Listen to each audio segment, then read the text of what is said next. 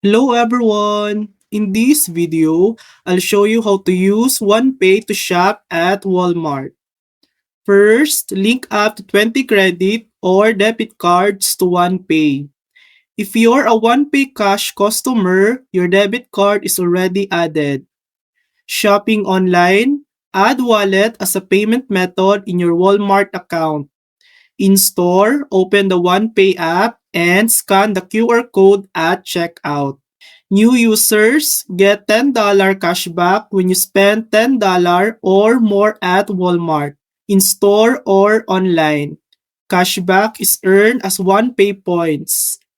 Earn 1 point per $10 spent at Walmart using OnePay. Points can be turned into cash in your OnePay cash account.